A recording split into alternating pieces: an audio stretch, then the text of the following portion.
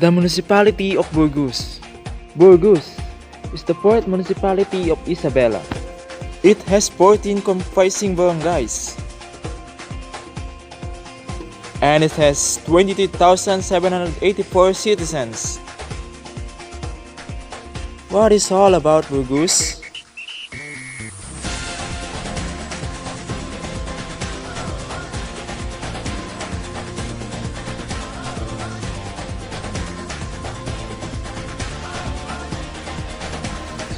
Its economic activities mainly consist of farming.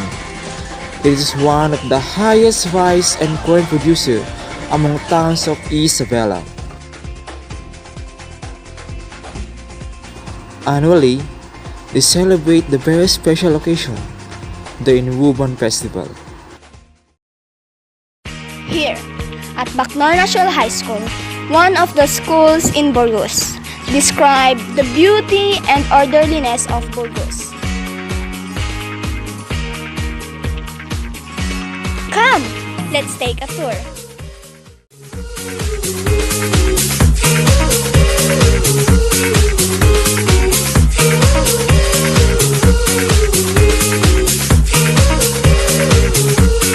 It's more fun.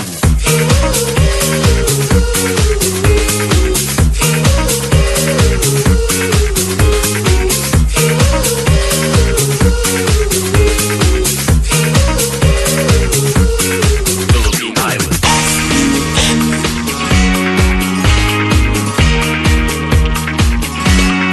It's more fun in the Philippines.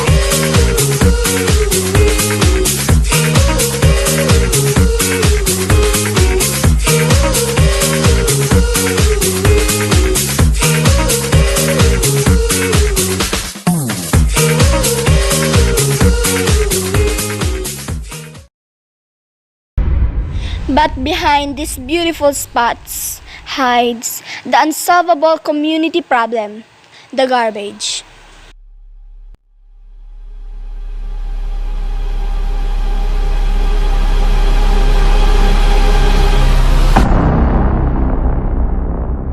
It's everywhere.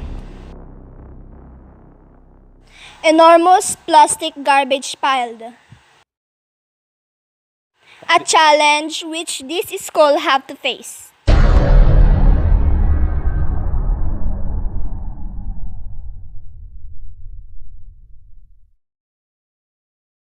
How to solve this problem?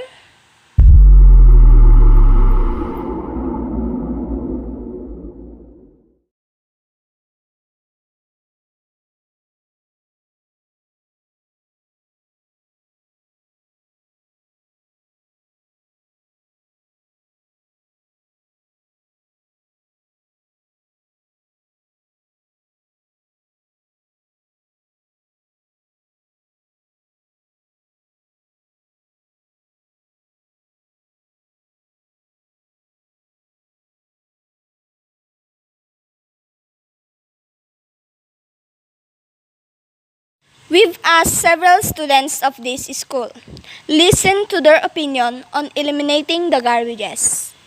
Nakapunta ka na ba sa Burgos? Oo, nakapunta na ako sa Burgos. Oo. Oo naman. Oo. Ano masasabi mo sa Burgos? Maganda ba ito? Ang masasabi ko lang sa Burgos ay maganda naman pero hindi naman gaano asensado. Maganda, syempre. Siyempre maganda, taga dito. Maliit na barangay pero may pagpapasya. Sa lukuyan kasing nakararanas ng problema sa basura ang bayan ng Burgos. Agree ka ba sa patakarang community service sa mga nahuling nagtapon ng kanilang basura sa kung saan-saan? Oo, agree ako dito para sa ikauunlad ng Burgos at para na rin siguro matauhan ang mga tao. Syempre, agree ako dun sa community service na i-implement ng Burgos para ma-motivate yung mga tao na nagtatapon ng basura na hindi na nila ulit gawin yon. Para maging malinis ang kapaligiran. Pero oo, kasi una sa lahat. Ano yun, para malinis na rin ang Burgos, para wala nang kalat. Isa pang dahilan nun is para matuto yung mga tao na i-take nila yung consequences dun sa ginawa nila. Tapos, isa pa doon, nagpapakita yun na nakikikooperate yung tao sa pamahalaan ng Burgos. Yun lamang po. Maraming salamat.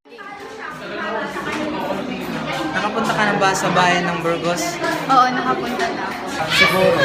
Ewan, di ko lang. Sabi mo sa bayan ng Burgos, maganda ba ito? Actually, nung first time ko kasing makapunta sa Burgos, nakita ko naman na maayos yung kapaligiran nila, walang pakalat-kalat na plastic.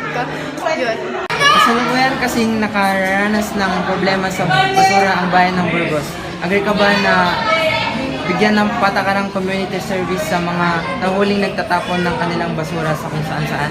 Siyempre naman, para parusa ng mga taong masasamang ginagawa sa buhay. Naman, kung sakaling may lumabag sa batas or kailangan ipatupad yun para rin naman yun sa ikaw-unlad ng barangay at para wala ng basura na nakakalat.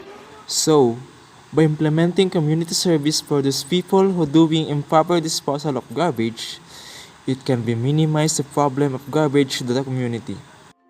We Ourselves. are the one who make it. Also, we are the one to solve it, We are all in this together.